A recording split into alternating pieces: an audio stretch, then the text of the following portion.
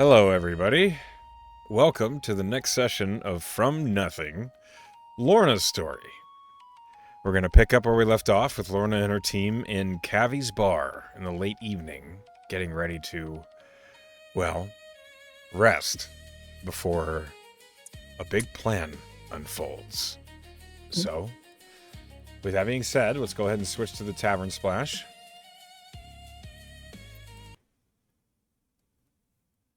And as we are here, as are the rest of your team, you did notice the message that said, I know what you did. Mm-hmm.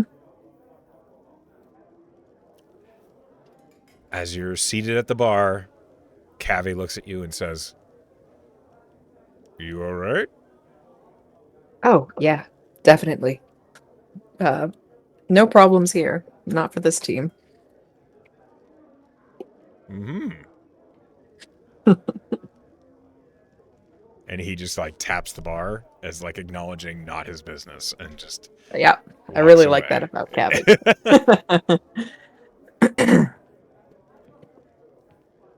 However, next to you, Tier says, Alright, so I'm not him. What's going Oh, on? um, You look like you just ate a lemon.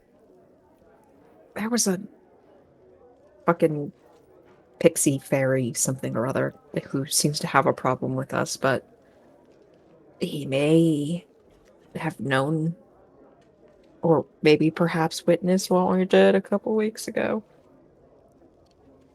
Ow. But how much trouble could a pixie be, right? We're gonna get off for T. this because Vickers said it was fine. And Okay. I don't have beef with the summer court, personally. Yet. Well, I'm not going to cause any more problems than I need to. Well, okay. Before we go marching off as if nothing bad has happened, um, we should not underestimate anyone, including someone that is very small. Fair. Stone is very small, and she's the most lethal person in this party. By far. And no one will argue with that. And she, looks over at Lilith, who is, sipping ale and just shrugs into the ale. I think what might be prudent is if we gather up whatever beverages we've got, any snacks you want, and we get up to our room That's a good idea. on the Let's go. quick. Mm-hmm. We're sensing tempting fate. None at all. Uh, Tier gathers his own mug. The rest of your party seems to, pick up on what's going on. Mm-hmm. And they follow you upstairs. Once they're upstairs, Lorna, she says, I think Pixie may have been our witness. Um, be aware of potential Pixie bullshit. It might want some revenge since the law isn't going to support their opinion on the matter. So they're coming after me. Skona, is leaning against the wall, I arms don't know. folded. I don't think it's unreasonable to think that they might be a little upset that we're not going to prison for what happened. But as far as our concerns are, this thing that we have coming before us is more important than anything. We just need to be vigilant. I've never met a Fae before that I knew of. I don't know a lot about them. Tyr gave me the wise words of don't underestimate them just because they're small, which is Roll fair. Arcana. Do you Okay. actually not know much about Fae? I don't know. You're trained in Arcana. I think you should It's know true, some it's stuff true. Hold about on. Fae. 17. You know that Fae originate from a plane that is almost hyper focused on emotion. The place itself is saturated in magic, and so weird stuff happens. Weird things can be created. Weird creatures are born and formed in this place. And it's a place of extremes, and that includes, like, integrity, violence, Vendetta. vendettas. Yeah. Well, we'll Um, deal with that if it happens. so yeah, the Fae. It's a weird place, a dreamlike place, and a place of extremes, as are its Mhm. creatures. Whatever you choose to do with that information is entirely up to you, and I have no I control mean, here. she shares that Sure. general overview with everybody. I would imagine that they probably specialize in charming. Just be careful, especially you, Skolna. If it ends up being a consistent problem, we'll deal with it. We'll figure out how to end that hostility. All right. If something happens with that, Skolna, like, looks like she's trying to figure out how to say something. Eventually, she reaches into her, like, leather vest where she has all of these hidden implements that she uses to perform her trade. And from within, she withdraws something you've never seen before, which is not surprising considering it's Skolna. She withdraws a vial. It is tiny. It's like 2 inches long. It looks like the sort of vial that one would keep a very rare component or oil in, except within it, it is emitting a dim light. It is silvery in color, and she's holding the vial between her fingertips up. I don't know what this is, but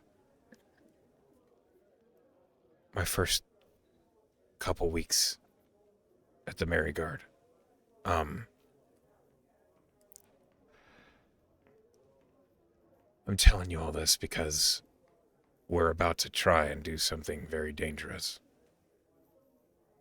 And it might not go well. My first couple weeks at the Maryguard were troublesome. I didn't get along. She, with her other hand, tilts her vest to the side and shows the mark of veil. I ran away from the academy. And, I didn't see a way forward. I didn't see a way to do what I needed to do. To get stronger. To become fearless. Every night, while I was here, I saw his face. Because I remember one morning he told my mom that all she would ever be was a wreck of haze. And all any of us would ever be were his toys. And it didn't matter how much we struggled or how futile or how infutile our efforts would be, we could never stand up to fight him. And those words haunted me every day after I ran, after I lived in after I lived in Port Rouge for a while doing stuff. Eventually, after I ran from the academy, I found the sewers, the underground. Side note, did you guys know there's, like, a whole city of kobolds underneath Farum? Lorna just shakes her head. No? The whole party is, like, shaking their head. And Skolna just nods and says, yeah, it's like a whole, it's like their capital or something. I don't Wow. know. It's a lot of kobolds. I stayed amongst them for a week. And while I was down there, I found a shrine to Vale. And I didn't know much, but I felt a kinship. I heard her voice once a long time ago when I was a little girl, when I was hiding from Carcerix. I didn't know it was her until I was at that shrine, and I heard her again. She said that she was glad I was back, and that so long as I fought, I could always claim what was rightfully mine. I didn't know what she meant.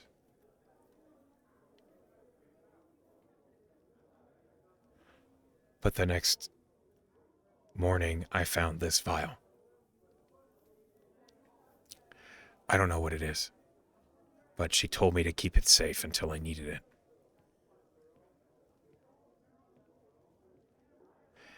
She holds it out to you, Lorna. Do you want me to figure out what it is? She nods. Okay. Lorna will take it. She kind of holds it in her hand and kind of like weighs it, which is probably almost nothing since it's so small. It's basically nothing. And she's thinking, I could identify it, or I could try and use the eye of a toadjet on it. Let's see what I see. Skolna shrugs. I'm gonna start with identify. Okay. And she will ritually cast identify on it.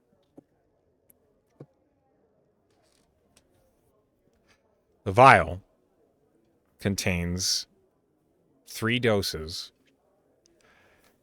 of pure planetar blood. Oh. It is effectively celestial oil. Okay. You get the impression this oil would be incredibly effective against undead. Like coated on a weapon? Yes. All right. Is that all she can glean from it? That it'll be really useful in stabbing a undead. Mechanically, you understand that it has 3 applications of celestial blood. Mhm. Each application on a successful weapon strike against against any creature will deal 4d12 radiant damage. Which could be multiplied depending on the undead that it strikes. I mean, if a creature is vulnerable to radiant damage, That's what I mean. it will deal double. Oh. I think as Lorna puts together what this is, I think she just has like a grin spread across her face, and she looks at Skolna and she says, Vale must really like you. Why? This is planetar blood. What is a planetar? Can Lorna explain it properly? Yeah. She knows it's a celestial, but like what its ranking is, I suppose. Yeah, you can. Out of curiosity, over the table, did you ever notice that in her items? No. Oh, well. I've never snooped in her items because I figured Lorna would have no clue what's in there. That's fair.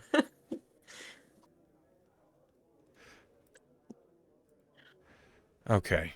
Yeah. You know that a planetar is basically like it's a higher celestial. It is an angelic creature that is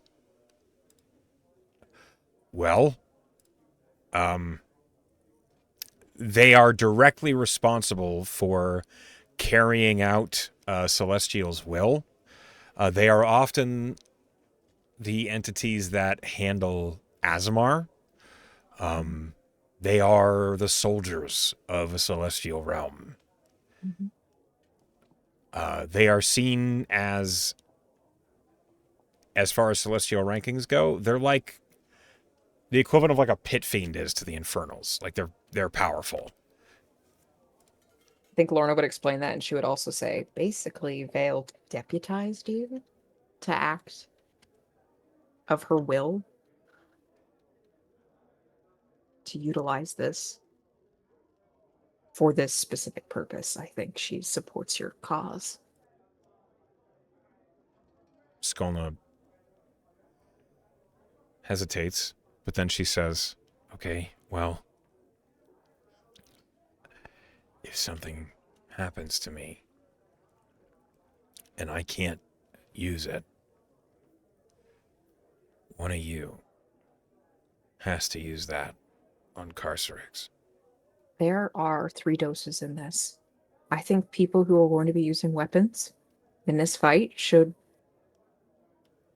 utilize it. So you, of course, with your dagger, um, and whoever you think should also benefit from it since it's yours. Obviously, I wouldn't. I wouldn't do much good with it. She nods, and then she just turns and looks at Anscombe and Tier and Lilith and Nore.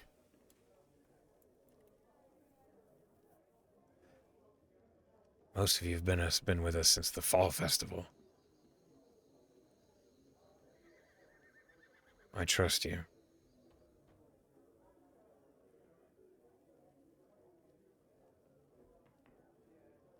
I think. And she looks at Anscombe. I think if we put oil on your blade, I don't think I've seen you miss much. Anscombe just kind of nods and says, I don't miss a lot, it's true. When I do, I generally miss very hard, though. Lorna would chime in and say, and you know who is a regular crit machine with her blades? And she kind of like eyes Lilith. Lilith looks at you, Lorna, and then back to Skolna, and then she says, yeah, I am. Look, this is your show. Like, yeah, I'll use it if you want me to. But I But think also, Paladin of Vengeance with Smite. Plus that. Would be crazy. look, this is, yes, this is a vengeance. This is something that Tyrus would shine upon. But it's your vengeance. I'll use it if you want me to. But I feel like it's best in your hands. And Well, Skolna there's looks three at doses. Skolna's definitely getting one of them. Skolna nods and says, if we each have one dose. And she looks at Tier and says, no offense, Tier, but you do miss a lot. It's fair, I do.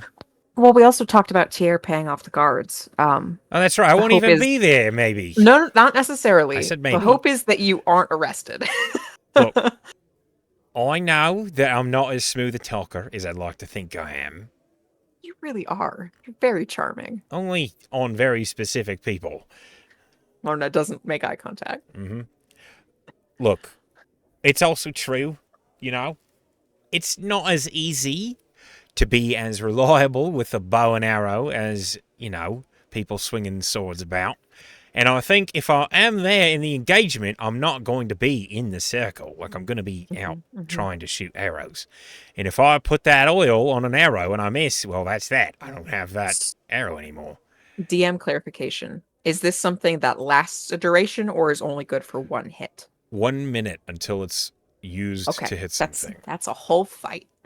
Oh, until it's used to hit something and then it's gone. Once it hits something, it is expended. Oh. Okay. But can you hit and then choose not to use it in that hit? No. If you Okay. oil a weapon and you hit a target with that weapon, the oil is expended. I thought it was a longer lasting oil. I see why Lilith was like, maybe you should have it. But so Lilith with that understands the knowledge, concept of weapon oils. yes. Whereas Lorna's like, I don't stab things. Yeah. So Lorna does adjust her statement and says, okay, so it is good for one hit. It does make sense that I'm Lorna. Skolna might have more than one hit. It just depends on what she wants to do. You're right, Lilith. One way or the other. This needs to be used on him. Whether it's me, For sure. or you, or you. I know Carcerix is old. I don't know how old. But I know that he's not afraid. I remember seeing other little vampires following him around when he was out on the streets. Like they were trying to butter him up. Sure. I know the plan is to isolate him as best we can. I don't know how easy it's going to be to get him alone. But I do know, no matter how many that are stuck with him, this oil has to be used on him. On him. I don't know why I know that. I just feel it. Vale gave you that knowledge, whether you understand it or not, when we need to trust it. Vale has given me a lot of things.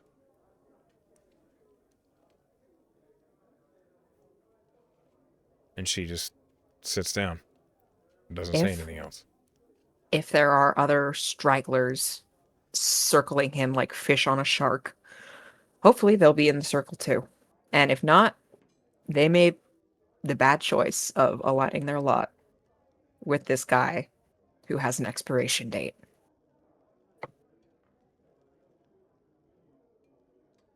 I should make that a song. I'd love to hear it. I have to work out a rhyme. What rhymes with expiration? Fate. I said expiration, Great. not date. Oh, well, expiration date, the end is where the rhyme is, right? Nora Who has never written a pats song. you on the shoulder. Okay. Inspiration plate? I can, if it'll help. Nora speaks up. If there are all these hangers-on, I mean, I could polymorph one of them. That's a big spell. I also could, depending on how everything is going with the plan, use Irresistible Dance. Ooh. It's a trick I picked up yesterday. What kind of save does it require? Wisdom. That might be good for Carcerix. I don't know how wise he is. Aye, well, Let's gauge as we kind of explore that. we'll figure it out. I'll play it by ear, literally. We do know that we want a counter charm accessible. It'll be up from you. Don't you worry. Fantastic. It would be great to have a cleric. She kind of looks around like, did they see Burke anywhere recently? Like down in the tavern? Did he Roll an investigation. They got arrested and he was like, oh, maybe these aren't good for my quest. My investigation is a lot. 26. You didn't see Burke in the tavern. Okay, well, I guess we can't count on Burke. He may have decided that we were a little too much trouble for his honor quest.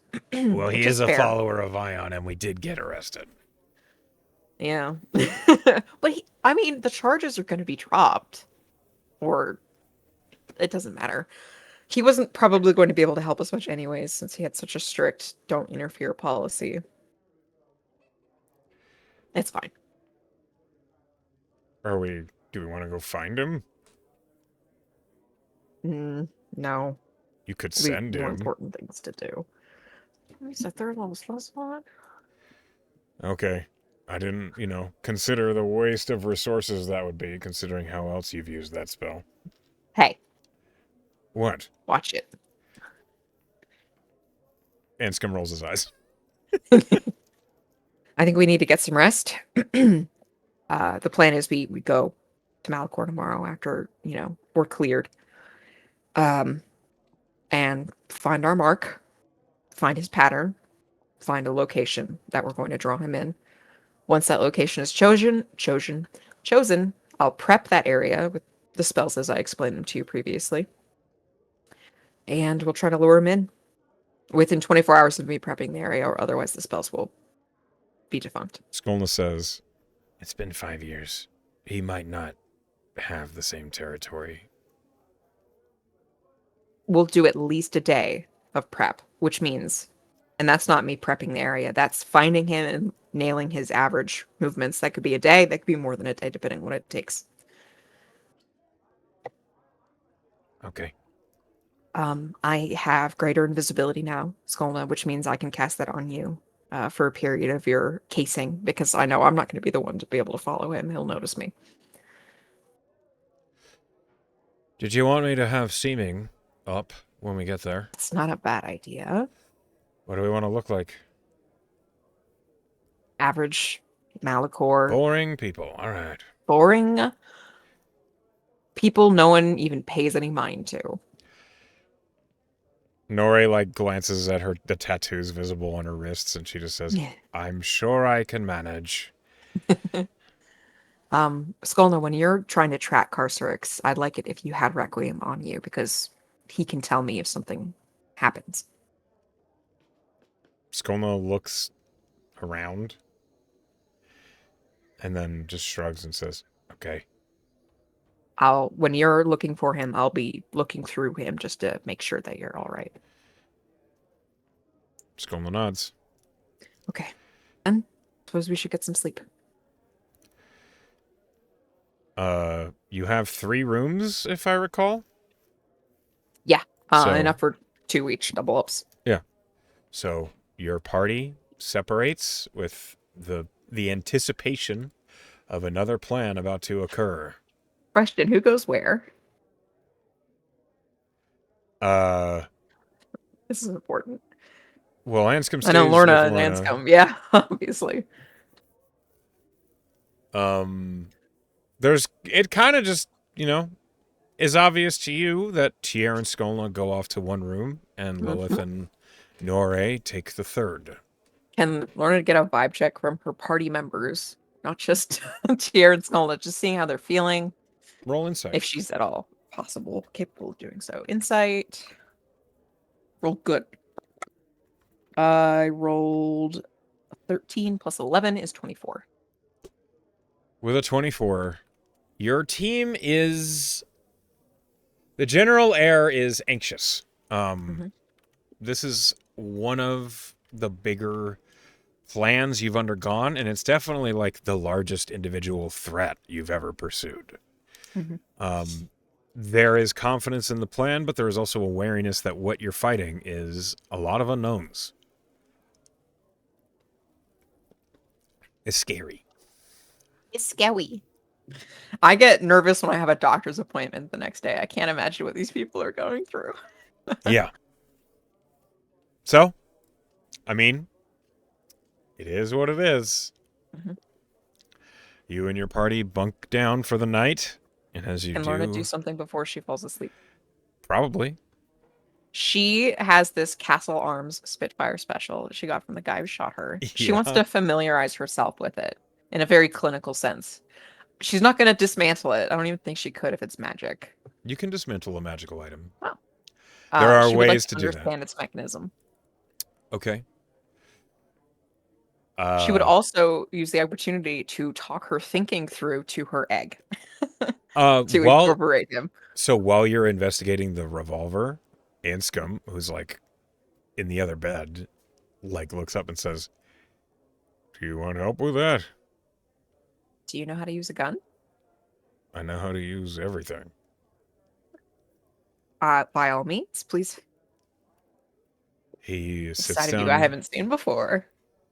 He smirks and he says, "Ilred was very specific that whatever we find, we have to be able to use better than our opponent." Makes sense. And Uh, maybe it's the Sarisian in me, but the fact that you know your way around a firearm is impressing me. well, we can take advantage of that later. Right now, and he, with more dexterity than you might have expected, like flips the cylinder out, spins it, indicates like what is interesting now that you're looking at this magical revolver. Has Lorna looked at firearms closely before? Maybe only in the capacity of her dad likes tech. Mm-hmm. So maybe when she was growing up, if he explained it to her, that might be her only Oh, exposure to it. there would have been just like a whole wall of Sarisian artifacts because because Lord Cross was interested in the history of the nation. And so there's like a wall of like a bombardier, like a cannon, like all these muskets, and there's like a historical progression up to like the more expensive Then modern she'd be relatively tanks. familiar. She's probably never fired one before, but they're not an unknown concept to her. So roll me an intelligence with advantage as Anscombe is Ooh. assisting you. First roll is an 11. Second roll is man. I guess they weren't part of her forte. I rolled two sixes, which is an 11 total. What is giving you, so you understand the mechanism. It seems Mhm. straightforward. What you don't understand is how all these moving parts make the revolver work. Mhm. You don't understand. There's clearly a lot of mechanism that's not obvious. There's a lot of things that are hidden within the gun. You understand that when you draw the hammer back, this little metal hand pushes the cylinder and gets the next hole in line with the barrel of the revolver. You understand, as Anscombe is showing you, like the chambers and what they do. You understand that this particular revolver adds the element of fire to every shot, hence the Spitfire special name. Um, and Anscombe shows you how you load it, how you unload it, where you hold it, how you hold it. He warns you about, like, if you put your hand in front of the cylinder, it will burn you. Mhm. Um, not from the bullet, but from the actual, like, just explosion that comes out of it will burn anybody near it. Um, he takes the time to explain it to you. And it might be a little embarrassing for Lorna to have difficulty grasping Mhm. this arcanical Definitely. weapon. I think she tries to cope by thinking like Anscombe was in her position when he was starting to learn how to use magic. Um, but she knew that when she was teaching him that she didn't judge him for not having this knowledge. So she flips it and thinks he's not judging me for not understanding this. I'm doing that to myself. Yeah. After this conversation, after this, with that roll of 11, you are Yeah. definitely not proficient in Hmm. revolvers. However, you do not have to make an intelligence check if you try to use the revolver, Okay. which is a huge boon because if you make Hmm. a bad intelligence check trying to use the revolver, you could hurt an ally or yourself. Uh-huh. You do Yep. understand how to point it at an enemy and how to mechanically use it and load it and Yes. stuff. She So is working toward her proficiency with this weapon. you also, I think, Lorna would have to acknowledge the fact that it is a magical weapon, but you know, just from being historically proficient, firearms have a notoriety of failure. The mechanism can fail, the ammunition can fail. It's the downside of using a firearm over like a bow. This is magical, so it's not going to break, but that doesn't mean it won't fail. The Sure. ammunition could still fail.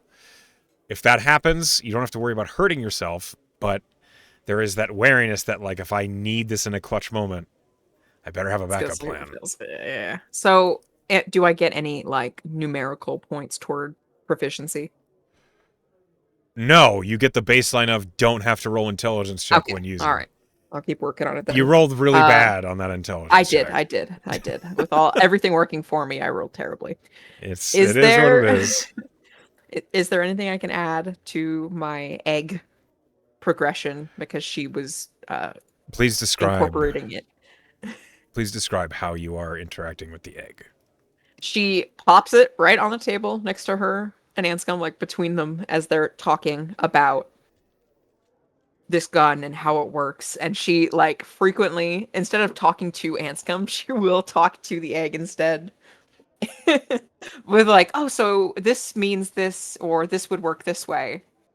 Just to like get it used to her voice as she continues acclimating it to Roll a her. straight And charisma Anscombe just roll. has to accept that she's Yeah, while incorporating this their is weird happening, egg son. Anscombe's just like, this is what a third wheel feels like. Roll a straight charisma roll.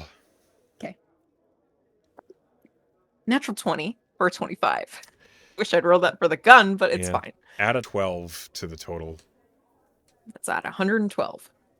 Mm-hmm. All right. With that said, those minor preparations and the investigation of the revolver done, you can go ahead and take a long rest.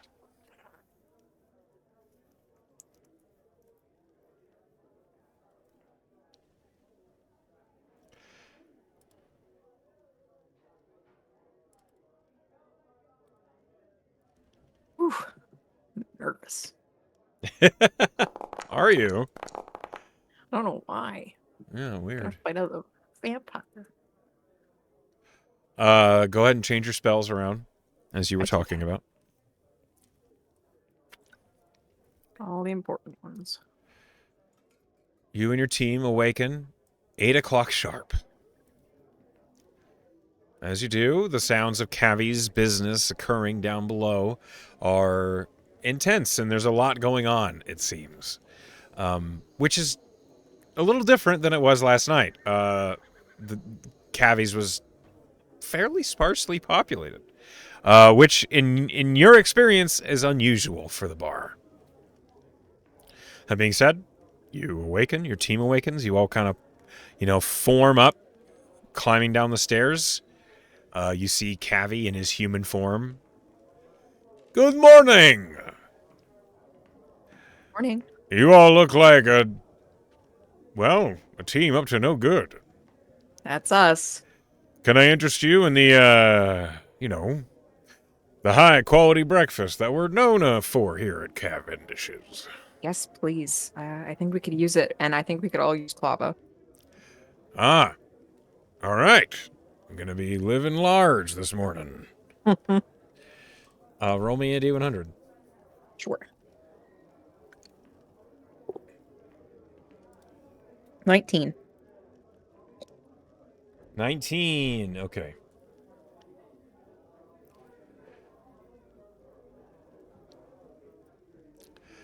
Okay. So there is. Well, there's something nice about eating a meal in Augur City. You get access to all sorts of foods you might not get, easily anywhere else. Each of you are served what Cavi calls the garden skillet. And you see that each platter is like a wooden dish covered with like fried eggs, a bunch of cheese, mushrooms, onions, tomatoes, peppers, asparagus, broccoli. It's loaded, it seems. It also, each platter is fucking enormous. But as you eat it with a tall mug of clava, each of you gain 11 temporary hit points. An advantage on your next initiative roll.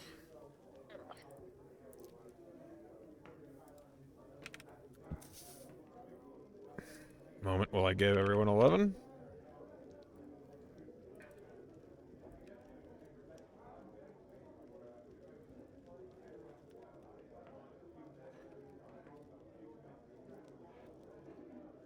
Don't forget to account for that yourself. Yes. Are you using the Beyond page or Foundry? Beyond. Okay. All right. As all this happens, you have your breakfast. You're ready for the day. How do you proceed, Lorna? Well, so we were told by Edie he was going to come to us. We should go to him. He said he would send a runner. Right. So they'll anxiously wait until they can finally leave Augur City. Yeah. Well, it takes about 30 minutes until finally there is an official-looking Augur City guardsman that steps in to Cavi's bar. And you see he's like walking towards the bar to talk to Cavi, and then he sees all of you just at the bar. Mm-hmm. Morning. Oh, good morning. Sergeant Edie said that your credentials check out. Great. Good to hear it. Right. So we're free to go? Yep. I suppose so. Y'all have a safe travels now. Thank you. Give Sergeant Edie my best. I'll pass it on. He leaves. All right. As soon as he's gone, she stands up, dusts herself off. We're on our way out of here. Okay. As you're leaving, you like step out the front door, and leaning against the door, smoking a pipe, is Burke. Hi. I didn't expect to see you again. Good morning to you two. Yeah. I'm just surprised. Hello, Burke. Good morning. I'm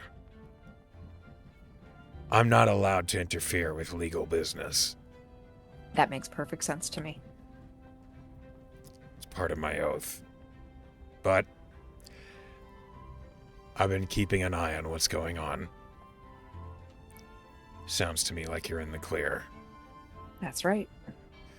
I have a question before we go any further.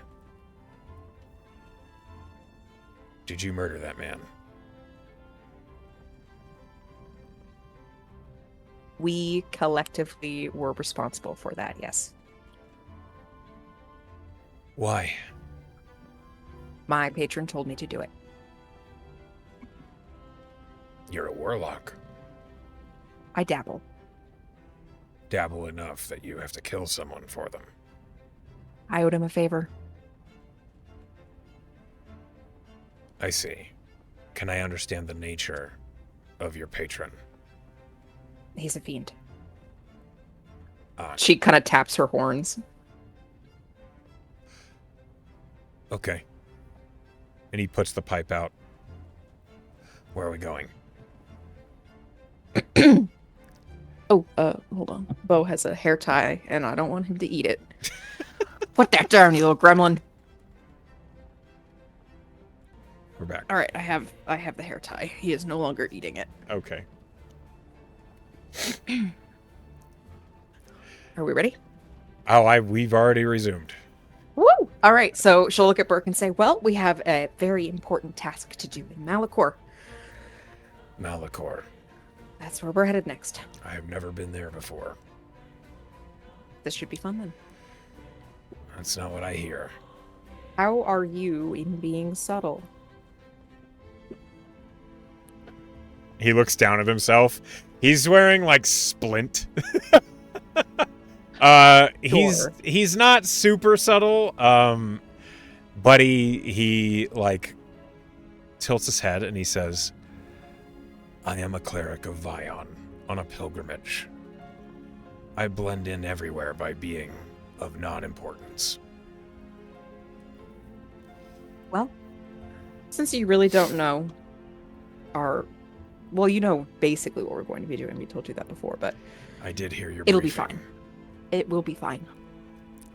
The majority of the casing will not be done by the less dexterous of us, so that shouldn't be an issue. If you need, I can find a temple to pay homage to. It's not a bad idea. You can't interfere in fights. You've made that quite clear. I really must avoid it as most I can. So, you might spend your time at the temple, but are you hoping to witness the exchange? It is part of my pilgrimage to witness acts of valor, heroism, and bravery. I would consider this that, so, we'll make sure you know what's happening when we figure it out. If I remember correctly, there is a temple to Myrcella in Malikor. Sure. That is where you'll be able to find me after we arrive. Understood. I may be kicked out. Of the temple? Yes. Are you two not of their persuasion? I don't believe Vion and Myrcella get along. And I think this Fair will enough. be amusing. Oh, all right. Well, if something interesting happens, please let me know. As a cleric of Vion, I am not allowed to back down from confrontation. And I may stretch that rule a little bit. I see. Well, this should be fun then. Shall we?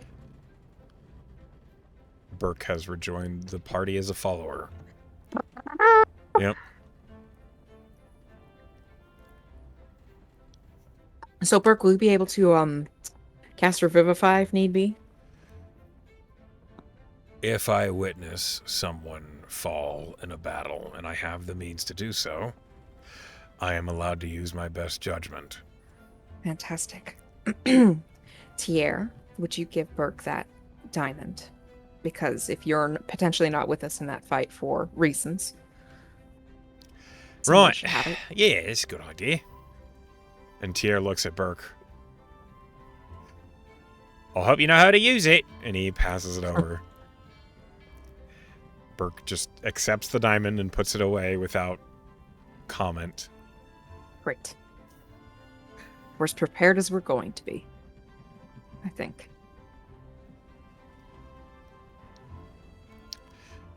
Lead the way. She does. You head straight to the Arcanium, which is literally just across the plaza. It's not far. Once you get into the Arcanium, as per usual, the concierge looks up. Oh, Hoshan, you're not here. Looks up and says, "Welcome to the Augur City Arcanium. How may we be of service today?" Teleportation for 7 to Malikor, if you don't mind. You understand the cost is 50 gold apiece? What if we're working for the Merit Guard? You would be able to provoke their sponsorship. But I have no record of Amerigard transportation. Like, he's implying that there wasn't, like, an official request put in? Yes. Okay, Lorna sighs. Everybody got 50 gold on them. Yeah. We Good. did just get paid, if you remember. Well, I only have 165 gold. Where did all your gold go? I'm spending it. I bought that Greater Restoration Scroll, and I also gave Cotter his tuition. Anscombe like sets his hand on your shoulder and says, "I got you." And he puts down 100 you. gold. Everyone puts forward their own gold for the teleportation. Let's go. As the gold is all stacked up on the counter, the concierge nods, pulls out the ledger. "Please sign your name and your destination." Lorna does so. Do you use a fake name? I mean, I feel like the Arcanium is different than booking passage on the Silver Express. Okay. Is that a no? No. Okay. Your team signs their names on the ledger of the Arcanium. And with the gold accounted for, the concierge says, "Thank you for using the Augur City Arcanium. I wish you safe travels." And behind you, the arc, the teleportation archway into the broad octagonal room with the teleportation circle in the center opens. And you are gestured to step upon it. She does so. Your team all follow, and the sensation of teleportation occurs, and it is weird, as it always is. I don't believe you've ever teleported from Arcanium to Arcanium before. I think you're correct. So, what happens is, as you're looking, you like turn around and look at the archway. And above that archway, you see a sigil that you don't know exactly what the sigil means, but there's something about its shape and the markings upon it that make you think it's like Augur City. The hiccup occurs. The sudden, like, as everything is different as the teleportation occurs. And that whole archway shifts to the next flat wall of the octagon. Of the octagon? Mm-hmm. Of the octagon. And you see that the sigil atop is completely different. You assume that this sigil means Malikor. Mm-hmm. But you don't know, because it's not like in a language that you understand. It's not even really in a language. It seems like it's just in shapes. Like an artist's interpretation of a symbol of a city. But when that happens, you see the concierge is right outside the archway. Your party all like recover from the teleportation relatively quickly. The Arcanium's teleport is it's gentle as far as teleportations go. And as your party leaves, the concierge says, "Welcome to the Malikor Arcanium. Please state your name and your origin." And Lorna introduces the party, says they came from Augur City. He pushes the ledger towards you. She does the thing. As it's signed, he says, "Welcome to Malikor. I hope all of your adventures proceed peacefully." Yes, of course. And he puts the ledger away. She'll turn to Nora after they kind of step away from the concierge, and she says, "I don't think we should be seen leaving the Arcanium as ourselves." All right, good point. Also, hold on. She turns back to the concierge and says, "Have you got a map?" That's a good idea. And the concierge just 10 gold for a city map. Gold. And Nori just, okay. She puts 10 gold down and takes the map. Mm-hmm. And then she turns, and as she's turning back to the party, she pulls out the lyre and just plays a long, low, like, and with each moment that the music is playing, you watch as these illusions of appearance climb from the very tips of everyone's feet all the way up their bodies until everyone looks like the most boring group of humans you've ever seen. Excellent. Everyone is about 5'8". Everyone is about like, they're a little like Caucasian of slightly different colors. Mm-hmm. Everyone has brown hair. Like we could be a family. You could be. Everyone looks incredibly plain. Mm-hmm. It looks like everyone's of similar age. Everyone is their own genders. Yes. Nora did not feel like she needed to make people struggle to sound like the opposite gender. All right, so everybody, we're going to be using flower power and the names. Anscombe, you're so short. Yeah, so are you. Settle down, Blossom. Wait, which am I? You're Blossom. Oh, shit. She goes over everybody's names one more time. Skolna's Violet, Lilith's Blossom, Tiara's Tulip, Lorna is Rose, Nora is Snowdrop, and Anscombe is Camellia. I'm not Burke gonna can be this. Burke. I'm not. Yeah, I have it written down. Burke looks like a human version of Burke. Which is, it basically looks the same, but like instead of the armor, he just has like robes. Mm-hmm. Nora says, "Is that fine? I don't know, Yep, it's perfect. I imagine I'll still make noise while I'm walking, but it'll do." Right, it's fine.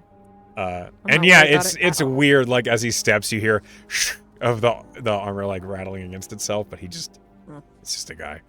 No one will pay attention to that. Your party exits the Arcanium, and you arrive in Malikor.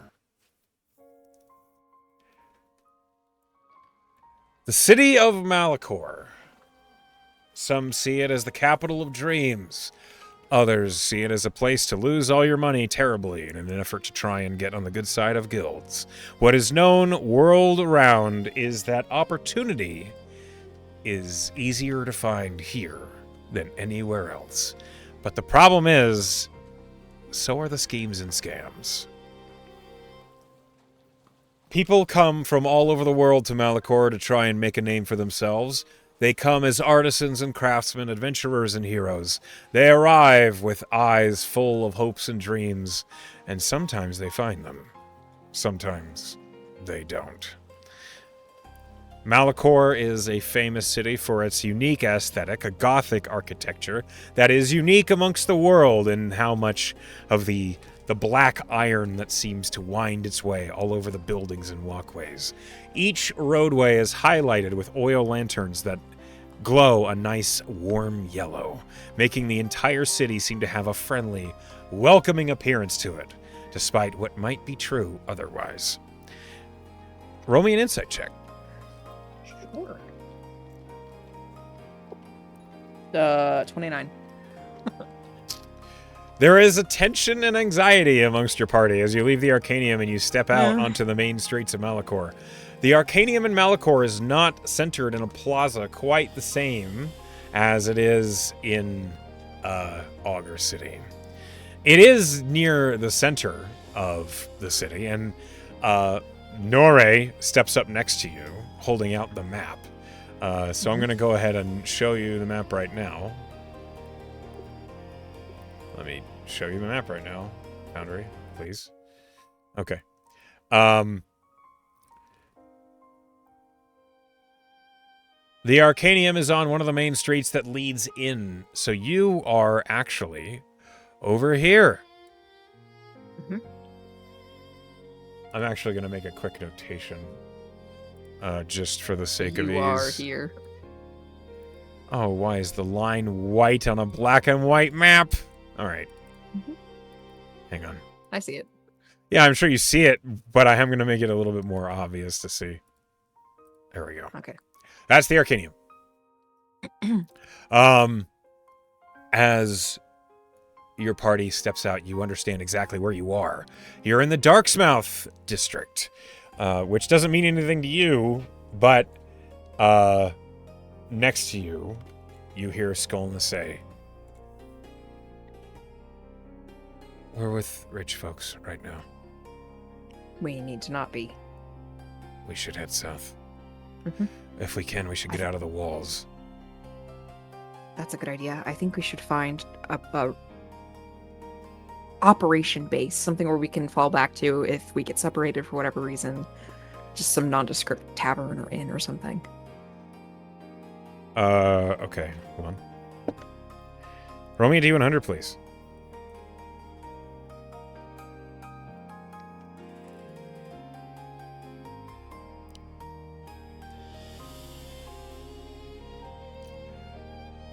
What'd you roll? You didn't tell me. You said hold on. Oh, I said roll a D100, please. Oh, I didn't hear that. 48. 48. Okay. It is immediately apparent to you that the tight cluster of alleys and streets right here in Darksmouth, and also towards the walls, which you look basically to your left as you've left the Arcanium, you see the city walls. They're not profoundly high, but the bastion-like guard towers that are square and have battlements on all sides, you can see them, and you could probably see them from all over the city. The city itself is fairly flat. There's not a whole lot of hills or crazy terrain. And you know, based on the map, that the gate immediately to your left leads to the Murky Point region. Which, with a quick summary from Skolna, is basically like the lower middle class, kind of where a lot of people live. Not a lot of well-to-do people, but just people. Perfect. Okay. You head in that direction. Roll me a D6. 6. 6. As you're walking, Lorna, what's your passive perception? 17. So, the Gold's Watch and the City Guard of Augur City have a very specific look about them. The Gold's Watch always have, like, these golden cloaks. And the City Guard, they all have the same sort of, like, make of armor that makes it very clear that they're part of the City Guard. Here in Malikor, it's not the same. You see people that are in armor. You see people that are not in armor. You see people carrying weapons. You see individuals that are standing on corners. But none of them have any unifying quality that tells you that they're guards. What they do have is very distinct, like they're looking you up and down. Mm-hmm. They're staring at you. They're looking at every detail on each of your persons. And that's kind of all of them. Mm-hmm. Now, there's a whole bunch of people milling about around you. The city is busy. There is crowds pulling in and out of this area, and it makes it easy to blend in with the crowd. But your party, like, is kind of getting jostled about and stuff like that. With that passive perception of 17, you feel a hand tugging at your belt. What do you do? I think Lorna slaps it. She's not going to let Requiem bite the hand because it could be a child. She doesn't know. She's going to bap it. Okay. Roll me. So this is going to be an initiative roll, basically. Just roll I have me advantage on those. You do. So roll it. Okay. You'll probably beat him. 18. Yeah, you beat the pickpocket who is Uh-huh. trying to pull at your clothes. You swat the hand away, and you just hear, ah! And you, like, look, and there's a short shape disappearing into the crowd. Eyes on your purse, guys. Way ahead of you. It's, with this amount of people, it seems like pickpockets are going to be an inevitability. Yeah. As it's happening, though, Lorna will actually put her coin pouch in her blouse. Like, give her as a third boob. Yeah, okay. Yep, that's right in the middle. Okay. What you are keenly aware of is the seeming spell that's creating this illusion of your clothes and person. Whoever was trying to pick you, their hand, like, went into the illusion. And part of why they were so confused is they, like, went for what looked like a coin purse, and there was nothing there, and then you swatted them, and they were like, they just ran. Oh. And Lorna isn't too worried that someone noticed that they were illused, because if someone's trying to rob her, they're probably not going to go to the guard and say anything about Probably not. disguises. So she's not too worried about it. Okay. Over the next few minutes, there are 3 more pickpocket attempts Jesus. on the various persons shitty in your party. You're on the outskirts. You're heading towards the wall. Like, you're... Also, maybe because you look so fucking basic, you look like easy targets. Yeah. You imagine if you were in your full gear, no one would be trying. Sure, but everyone would notice us. Yeah, it's true. I mean, there's So this is the price to pay. You look like a commoner, you get treated like a commoner. Yep. As you're heading out, Nori says, maybe I should have made the coin purses harder to spot, or none at all. We could have been so poor. Well, that's for tomorrow, if we're still doing this tomorrow. Yeah, next time. We have 7 hours and 45 minutes left of this, so get used to it. As you approach the Murky Point Gate, you see that there are lots of carriages coming in and carts going out. You kind of, like, just kind of fall into the typical, like, traffic. And as you do, Skolna makes herself known to you next to you, and she says, "This is nowhere near where Karstrix used to roam. We're gonna need to get to the north side of Maintown to see where that used to be. So, do you want to walk outside the walls to that area? Yeah, I think we should Okay. avoid going through the center if we can. Gotcha. Do you want to wait to get a place to stay when we get closer to the area he used to be, or do you want to do it right now? I think an HQ out here is a good idea. Okay. So, as soon as we get through the walls, we'll just find some nondescript place to call home A place while we're with here. roads. Yeah. Yep, that's it. It doesn't have to be nice. In fact, it'd be better if it wasn't. Roll investigation as you head through the gates, and you're now outside of the city walls in Murky Point. 26. First thing you notice, the smell of horse is immense. Like you thought Shona was stinky of horses. This place, holy guacamole, all you smell is stables. It's Woo. everywhere. You remember from your own studies that Nosian Striders are from here, and they're a famous horse. They're like their best horse you can get. They literally will develop mental bonds with the riders. They are telepathic horses, or at least that's what they're rumored to be if they become close with their rider. And this is where they raise them, is in the outskirts of Malikor or in the highlands of Nosvidania. This is where they come from. So it seems like the horse trade is intense in this region. And it's almost as though as soon as you step outside the walls, inside the walls, it's all about business and economics, and outside the walls, horses? It's kind Horses. it's a very strange dichotomy of the city. The next thing you notice is there's like a tense sound, and you're not sure what it is until, as you get out into the main street of Murky Point, you realize all of the people that are walking here are pressing themselves up off the sides of the street. Like getting out of the center of the street. They're like creating a berth for something that you don't see. Sure, she'll follow suit. Yeah, Skolna like grabs Help you the by the crowd. shoulder and pulls you off the center of the street. And it's like a moment later, 6 horses with riders abound just blast through the street, Woo! going full speed, galloping, Jeez. and then racing around the corners, taking sharp left right before the gate. How many people just get absolutely plowed down by horses here? More than you hope. They race every day. This is normal. No kidding. Just if you hear heavy, fast hoofbeats, get to the And everyone's side. moving? Get to the side of the road. Got it.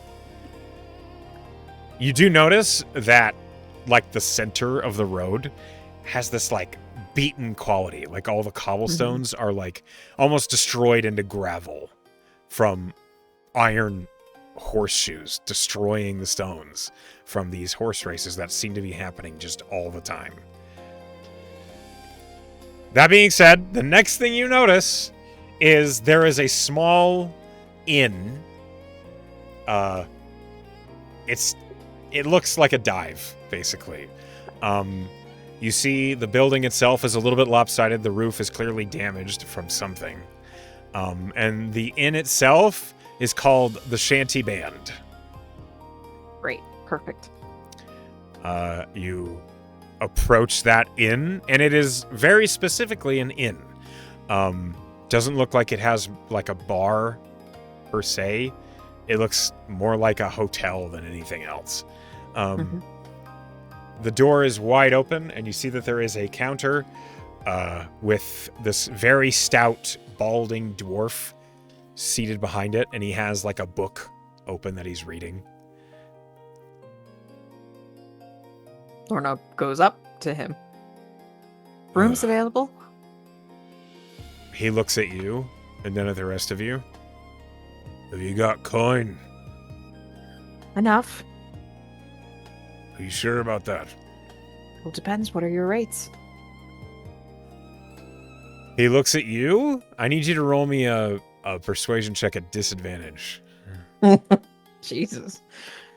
Persuasion at disadvantage. Persuasion. Okay. This is what it's like being a commoner, Lorna. Jesus. 17 was my low roll. 17. Ugh. And he hops off the stool. If anything, we could just take one room for all of us. We do have the hostel room. We're a little private. Just us. Hostel's 3 silver a head a night. And no one else will be staying in it? It's the hostel room. So, yes, there will be many other people in there. I need a little bit more private than that. If you can swing it. What's the rate? A gold a night. I think we can, if we put all of our coin together, I'm sure we can manage. Let's start with one night. All right. The room has 2 beds. You'll have to make do. That's fine. She'll make a show of she'll pull out her little pouch from between her tits and kind of shuffle through it like she's trying to count coins to add up to one gold, and then eventually she'll procure a gold. The dwarven concierge is just leaning there, tapping his finger on the counter, just waiting. She'll as she hands it over to the dwarf, she'll look at everybody in the party and be like, "You're gonna have to get me back for that." Your party doesn't say anything because they're afraid of ruining the illusion. Except Norre says, "Oh, I'm sure we'll manage, sister." The dwarf just look very reluctant to hand over the gold, but she will. He snatches it from your fingertips, sets it in a drawer, and then puts this big, very tarnished brass key. And you see that the key has stenciled into it, room 2B. Sure. Thank you. Welcome. 2nd story, 3rd on the left.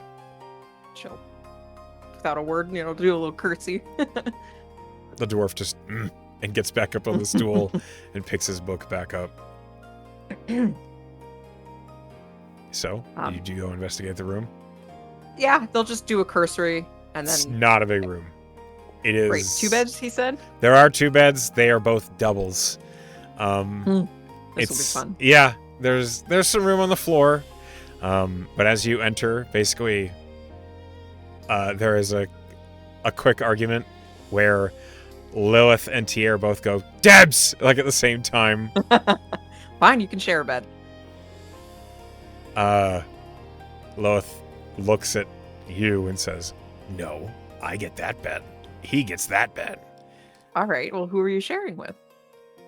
Nobody. Look at the size of these beds. Are you kidding me? That's a double. 2 people can fit in a double. Lilith You didn't have anybody share your bed, your twin, in the dorms in the Marigard ever? Yeah, people I was sleeping with. Sure. I'm not sleeping with any of you fucks. Lorna shrugs. Fine, whatever.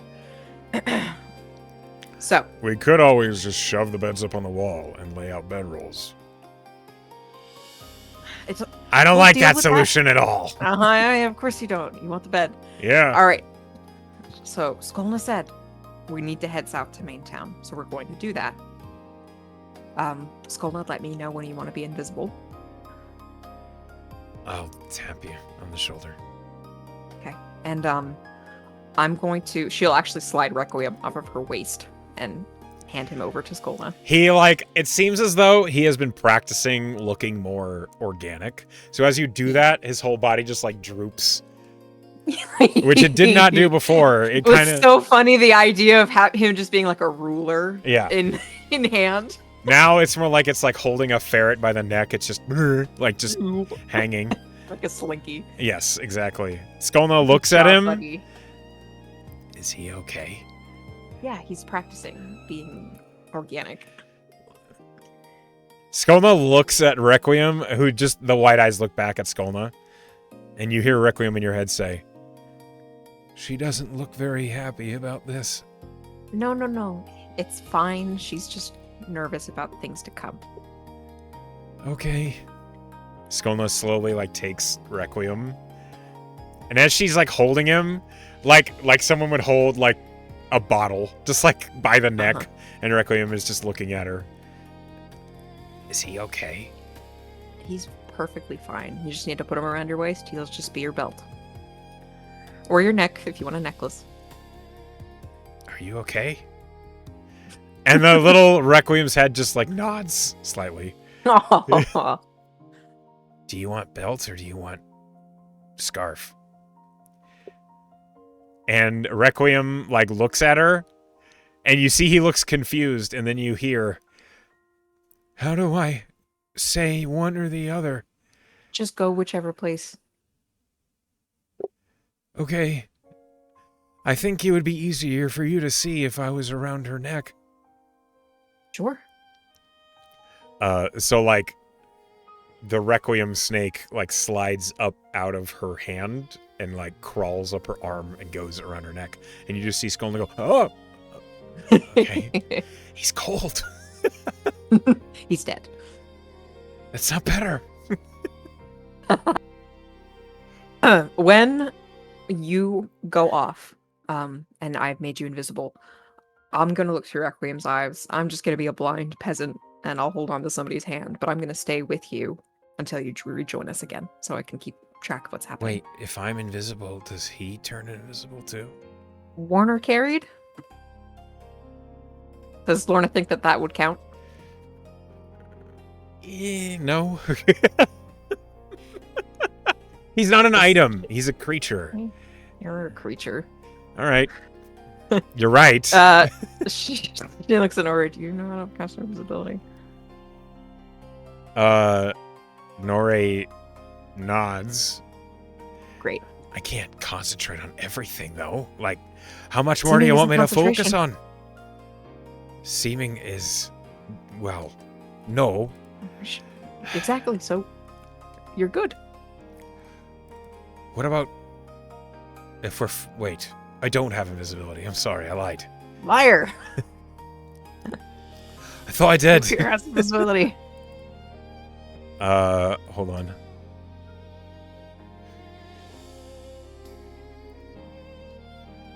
Worst comes... You hear Requiem in your mind say, I can just follow her. That's true. You could be a flying thing instead. I could. There's a lot of crows in Malikor, Lorna speculates. Is that true? No. Skolna, what kind of birds are in Malikor?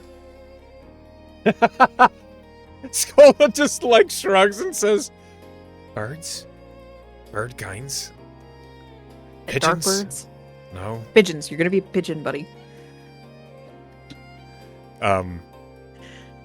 He's like, Requiem in your head just says, okay. I'm not very good at Manner that illusion yet. what a pigeon looks like. He turns into that, except it's black. That's and fine. Completely like void black with two white eyes. There's an opposite word for melanism is the opposite of albinism. So there are overly pigmented animals. He's a melanistic pigeon. Is my copium. Okay. There is a part of you, Lorna, that acknowledges that no matter what, that's going to be a little noticeable, is this pure black bird that's slightly translucent in the air around Skolna.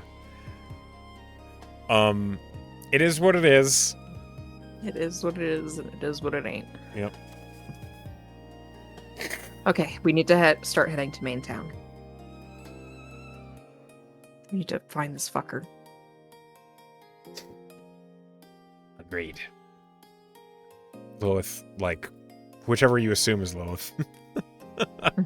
You can tell, I would say. Nora did a good enough job differentiating people. You can tell which is Lilith.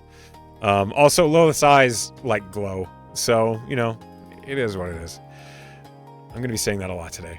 You and your party leave the shanty band, heading southward, following the wall.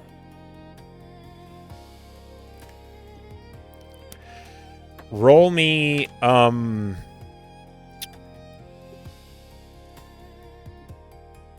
me a perception.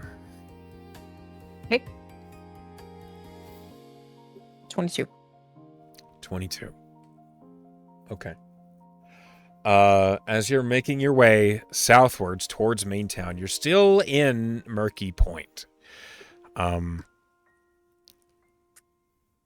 With a 22,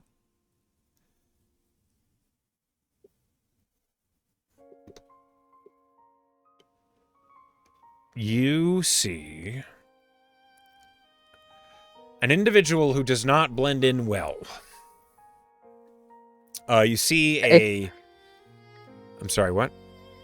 I said, okay. You see a man who has gray skin and is covered in tattoos. And is 7.5 feet tall. Oh. He is at an intersection between streets. And you see that in one hand he has a large tome. And in the other, he has what looks like a small rod. And he has the rod like pressed into the tome as he's standing there. You notice that everyone around him is like looking at him with like some wariness. They're not like, they're trying not to get in his way, but he's just standing there. So it's like everyone like looks at him like he's about to take a step or something, and they just keep moving past him. Does he seem interested in us at all, or is he locked in on his tome? With that perception check, you would notice that he has like looked at you and your group and looked back down at the tome and looked back up at your group. He's also looked around the area, but it's clear he's noticed you. So twice as weird for a group of very surreptitious peasants. Yeah. It seems like something's a little... it seems like he... Okay. Roll me an insight check. See how much you can get on a glance here. 7 plus 11 is 18. He's noticed you. You don't know if that's for better or worse, but he has looked at you guys and he's acknowledged, you know, that you're there. She will kind of fall into step with Tier, and she will say quietly to him, "That guy's noticed us. If you could keep a watch for him, we might need to do something about it if he follows us." Okay. What, something violent? At least, maybe a discussion. Okay. She'll actually also kind of, if Skolna is, she'll whisper, "Violet." She's assuming Skolna's not readily available. Skolna next to you says, "What?" Okay. Do you recognize that man? No. Never seen him before. Never. Never around. It looks like a Goliath. No, never. Okay. So either he could just be some guy. He could be potentially working for him, but you haven't seen him in a while. I've never seen that man before in my life, and I would notice. I mean, you haven't seen our target, so you don't know. Maybe he could have been hired in the interim. It's true. We'll just, if he continues to follow us or continues to watch us, we might need to Skolna then the points. She is pointing at the guy, and she says, "He's wearing an amulet." A what? Like a protection against divination? No, he's part of the Achatari. Does Lorna know anything about the Achatari? Roll history. Probably not. This hasn't really ever come up. Just history? Yeah. 2 for an 11. The name is vaguely familiar. Is that a noble house? It's Lorna. They run the I'm city. Not from here? It's the noble house. Oh, got it. So, is it a problem that he's noticed us? I don't know. If he follows us, should we try to talk to him? At this point, you guys have been like standing here on the opposite side of the street for like a good 30 seconds or so. And he just like closes the book and starts walking towards you. Oh, I guess that issue has resolved itself. What do we do? Just play cool.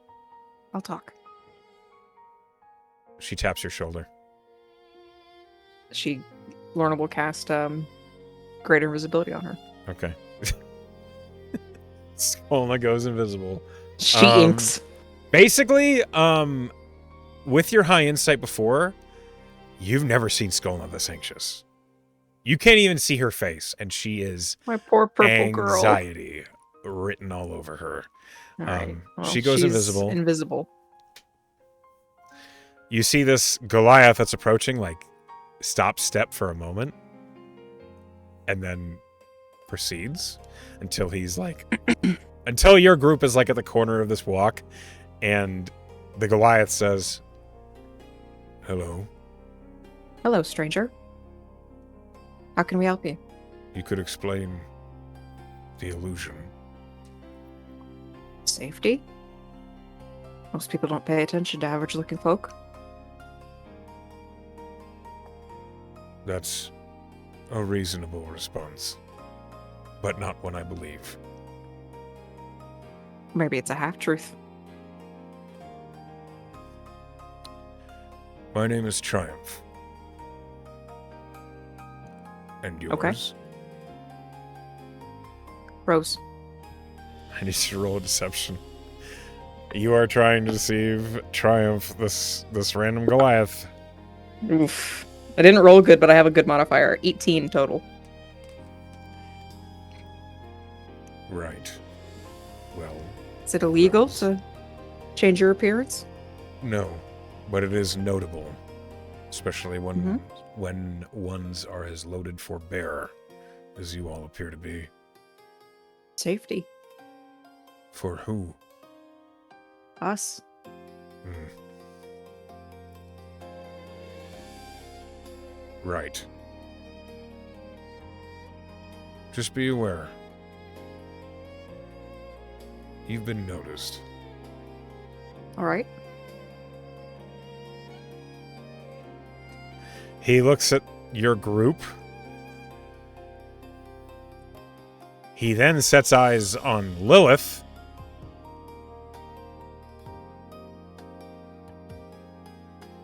A divinely inspired one. Rare, these parts. And Lilith looks at him and says, "What's it to you?" That's a good question. Triumph Just- says, "Huh? Uh-oh. Is there anything unique about this person that stands out other than his Achatari amulet? Now that he's very close, roll me an investigation.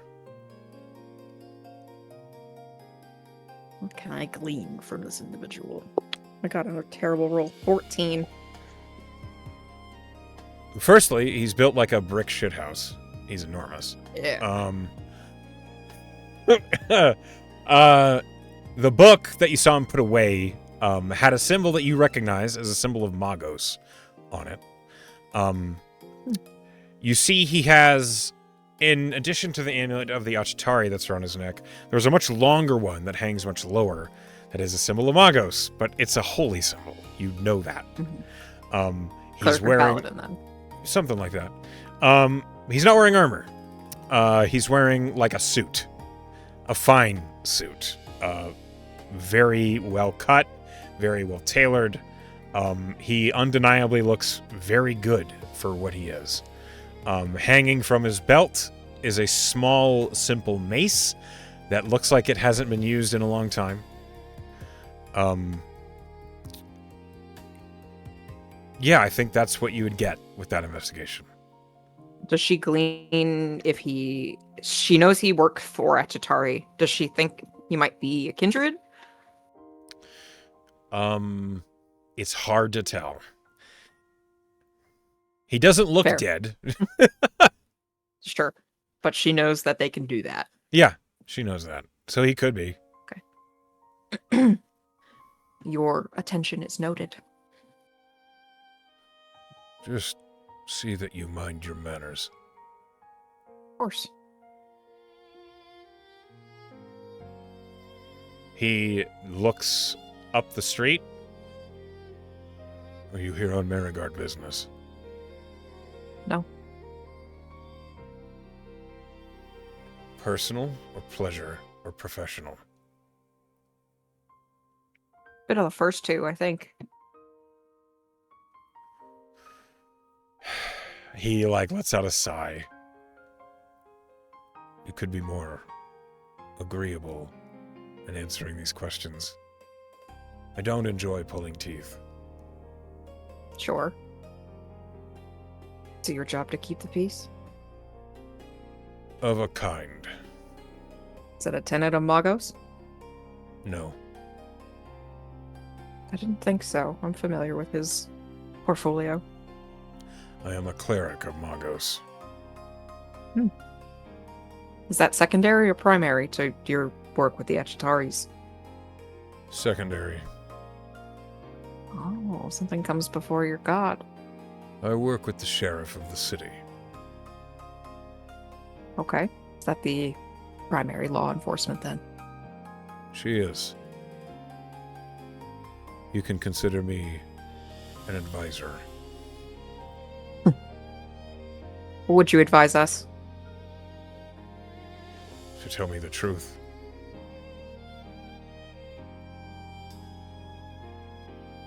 I've been mostly honest with you. No, you haven't. I've been somewhat honest with you. Still. You are. No, I feel like somewhat's accurate. You are a poor liar. She looks genuinely a little affronted because she hears that from Tierra all the time, and she never believes it. Maybe you're just a really good guesser. I am. But I'm also right. Mm-hmm.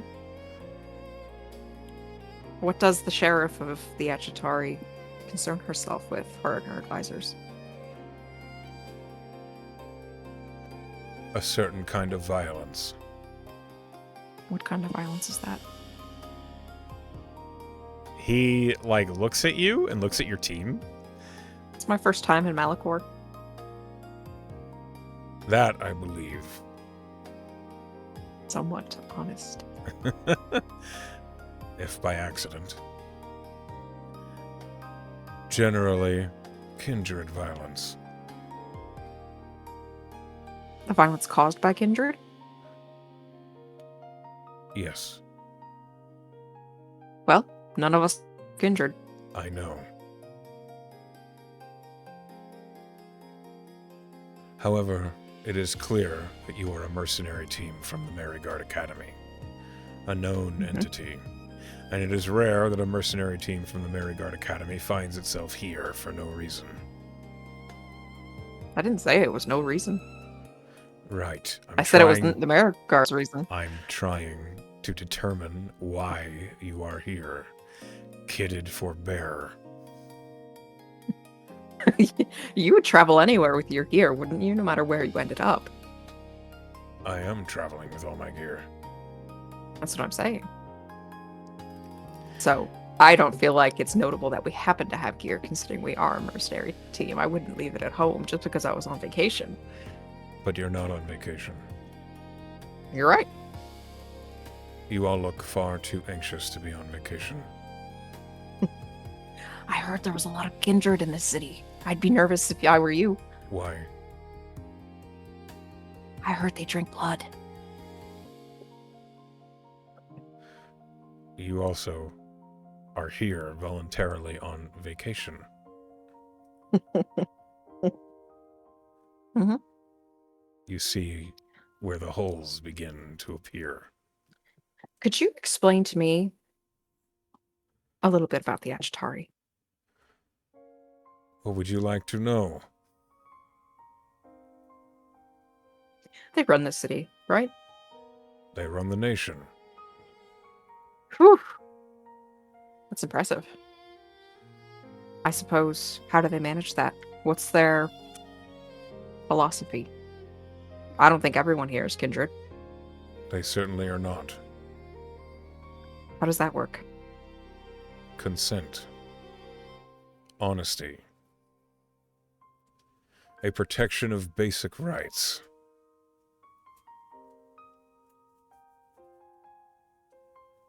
Does Lorna believe him? Roll an insight check. 23. You don't believe he's lied to you yet. Gotcha. So Lorna kind of tilts her head and she says, I see. So consent is a big pillar for the Achatari. It is of the most important. And if Kindred didn't much care for that in these parts. You're going to have to finish that question before I can answer it. What would you do? If a kindred acted against the Achatari's policy, the sheriff would arrive and remove their head. Is that a hard and fast rule as soon as you hear about such things? Generally, some divination occurs to ensure the truth of the claim. So, if Kindred in your city happened to be operating without consent and doing whatever he damn well pleased, why do you think you wouldn't know about that for multiple decades? What do you mean? Say I know of a Kindred who fits that profile, Which? who's been allowed to operate. I'll tell you, but I want to know why you wouldn't know. You say it's been occurring for decades. At least. I have only been working with the city for the last year. Huh. Is that true for your sheriff too? Yes, Do you think that we are. the transition might be where that lack of information is?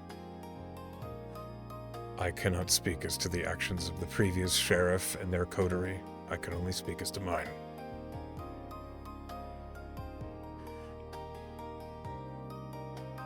Our purpose in Malikor is apparently to do your job for you. I don't believe that's true. I just learned that it might be true. If we're going to be rectifying a problem. Perhaps you should have a conversation with the sheriff. I suppose that might be wise.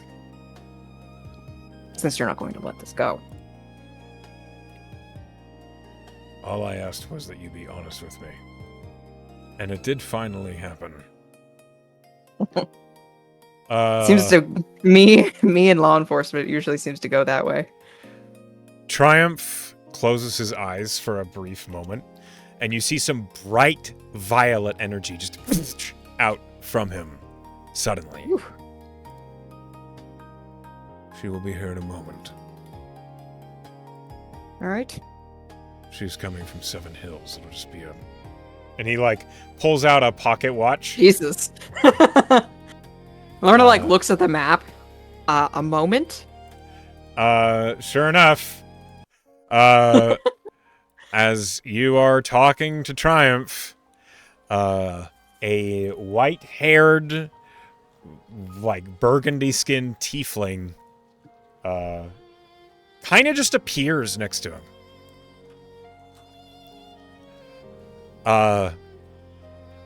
She looks at you and at Triumph and says, "You called? Yes? Hello?"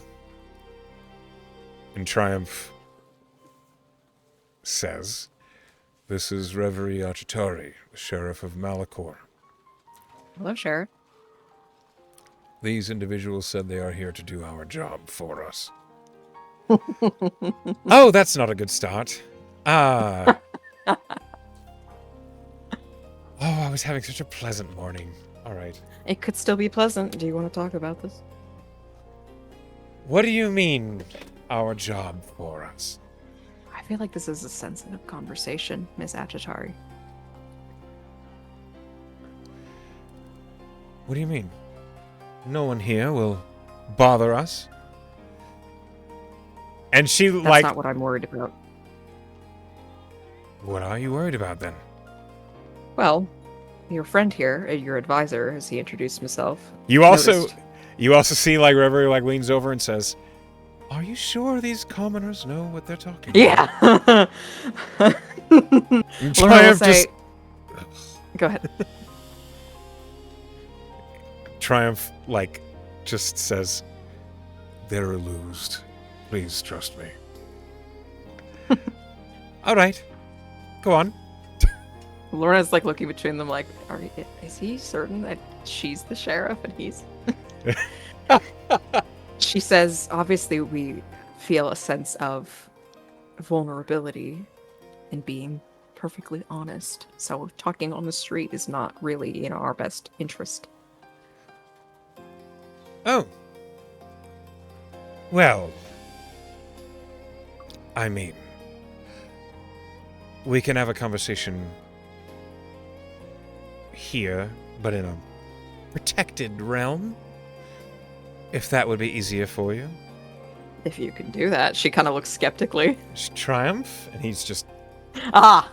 She All right. can't! And Triumph holds out the rod, and a violet burst of energy suddenly surges out of it. And as it does, Amazing.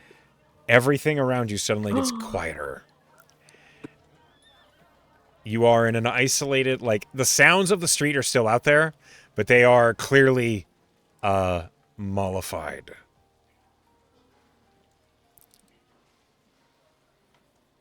Sorry, I'm sending you a private message. Can you look at this real quick? Yes. So, as you are in this realm, this quiet zone of protected ambience, there are conversations of people on the street going on, but it's almost as if they slip your notice and you can't hear what they're saying. Triumph is holding the rod, and he's just like got it in his hand that he's holding up. Mm-hmm. And you see this bright violet energy just surging off of it as he concentrates on whatever spell this is. Lorna, in this moment, as you look at the sheriff and at Triumph, you spot, hanging from the sheriff's ear, is a symbol that you recognize. It's a symbol of Vicar, your patron. Lorna, like, kind of zeroes in on that symbol. And then she says, does the name Vicar mean anything to you, Miss Agitari?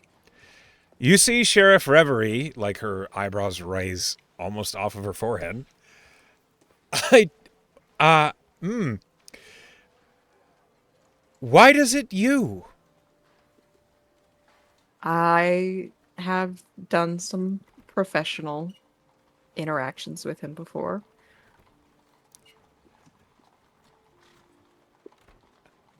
Triumph, who did you say this was? They look so humdrum. Triumph, just with a straight face, says, they are Marigard mercenaries. They are in an illusion. I assume seeming. They are kitted with magic items on each of them and heavy armor. It looks as though they are ready for battle. One of them is invisible over there.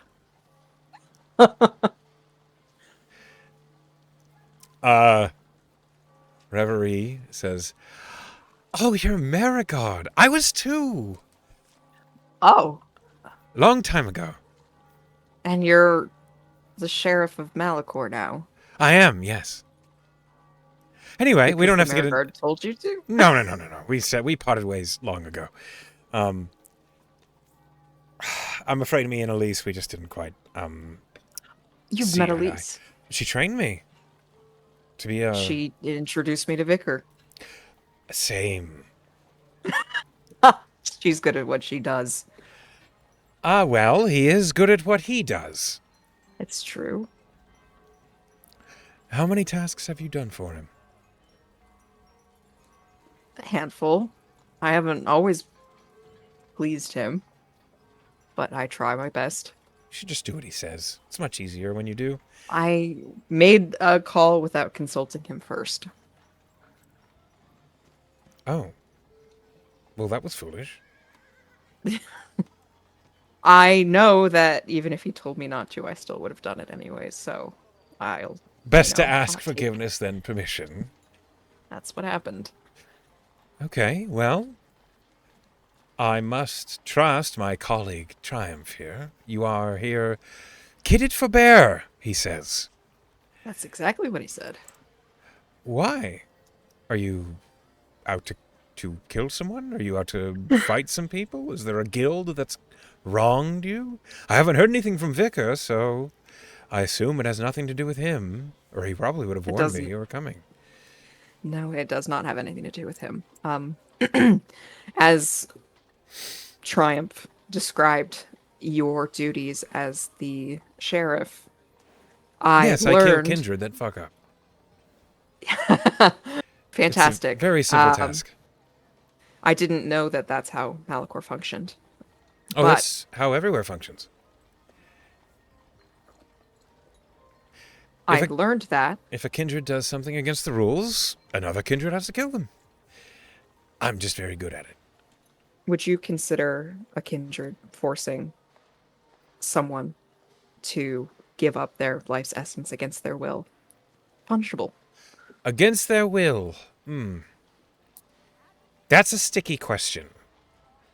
Because if they're dominated to do it, absolutely.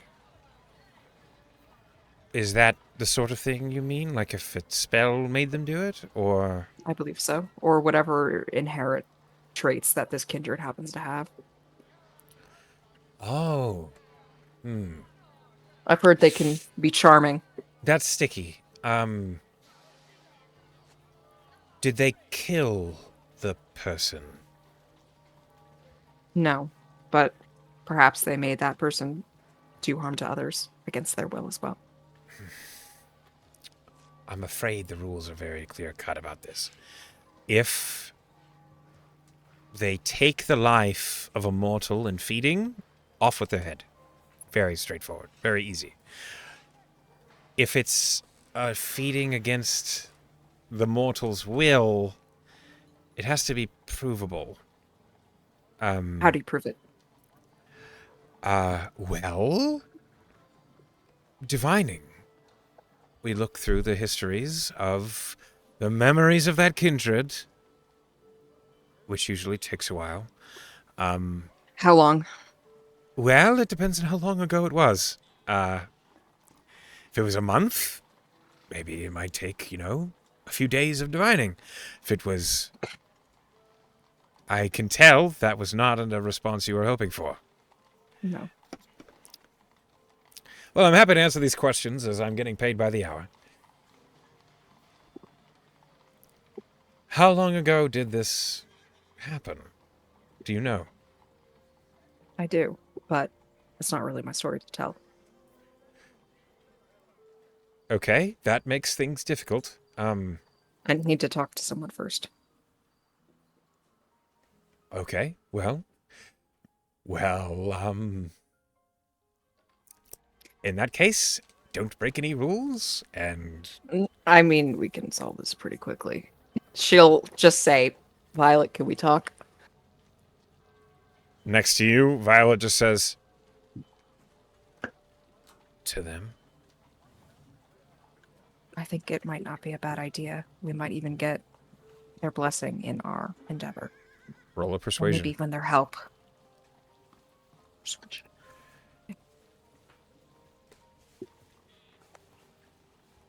I got 9 plus 9 is 18. Can I use my Vigor boon to add a d10? Sure. Come on, Vigor! 2, so dirty 20 total. 20. Violet says, I don't want to talk to them, but you can tell them. Okay. As long as I have your consent. It's fine.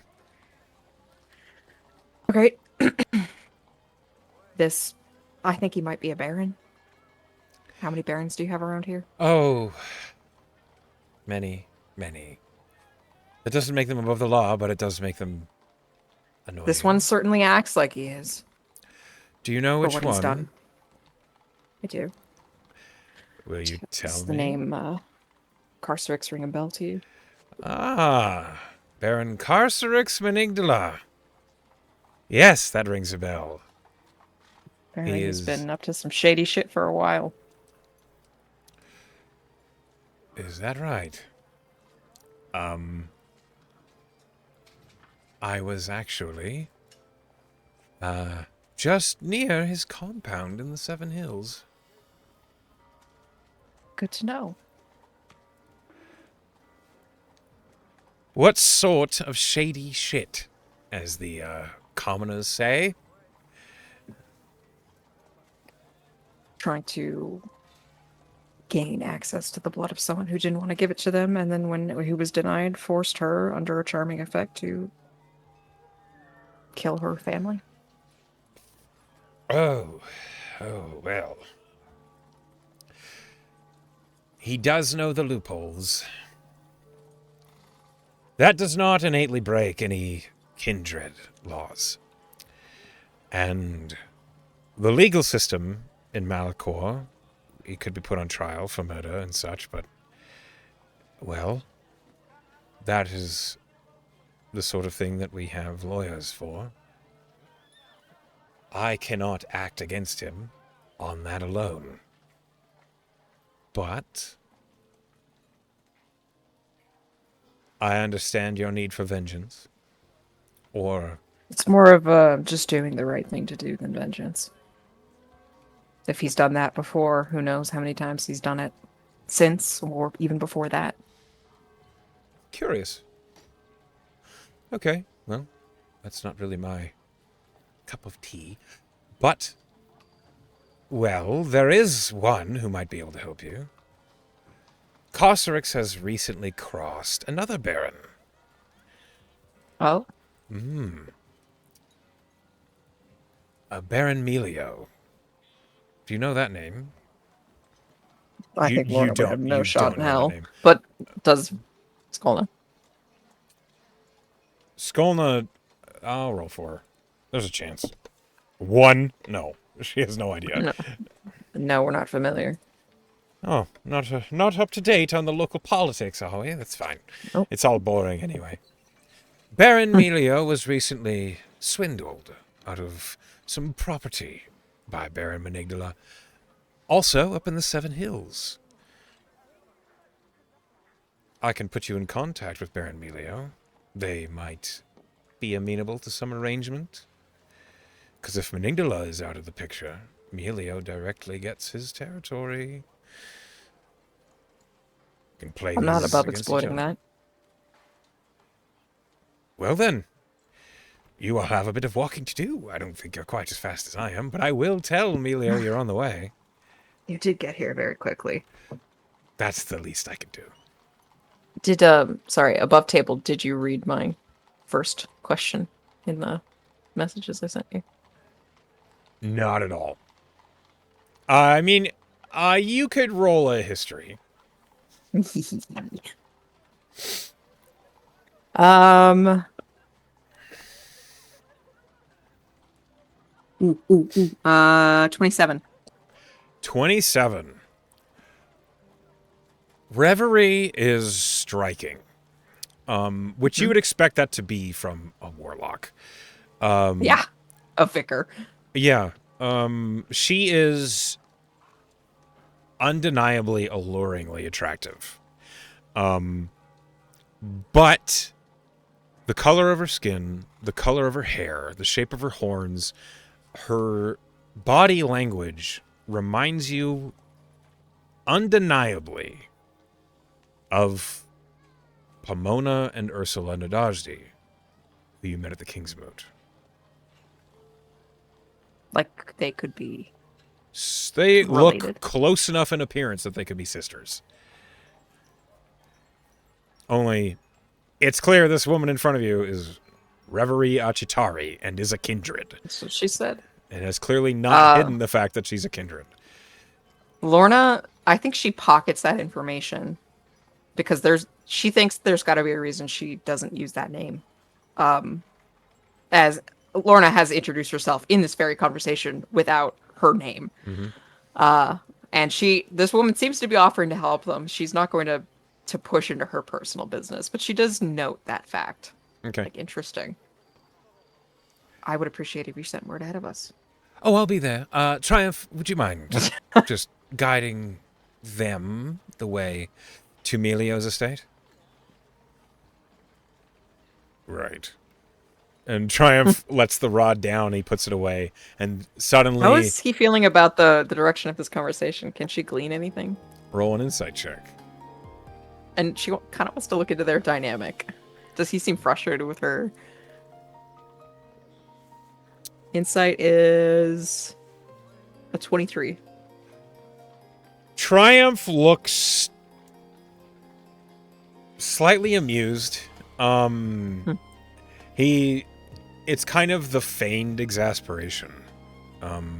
Your insight is good enough to tell that he looks at Reverie with affection.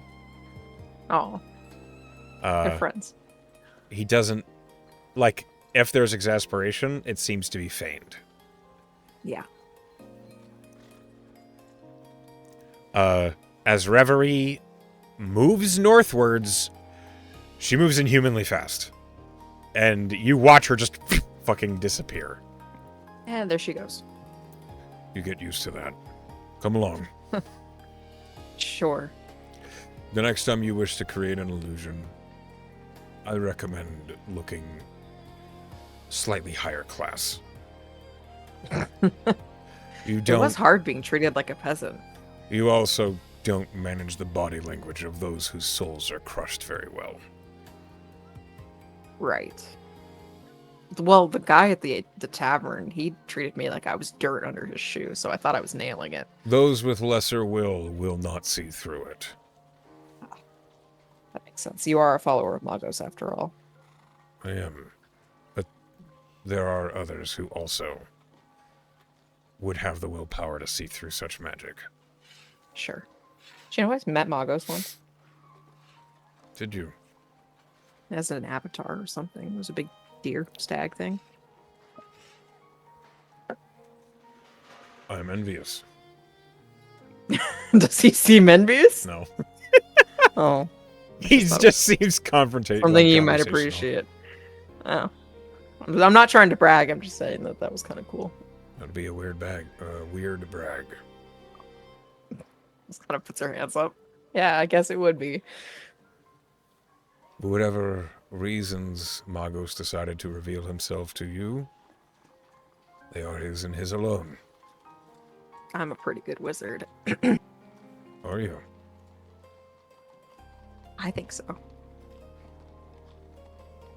Fascinating. What is your course of study? Transfiguration. That's in Harry Potter. Transmutation. I just watched the first Harry Potter like 2 days ago. As you and Triumph talk about this and head northwards, that is where we will call it for tonight's session.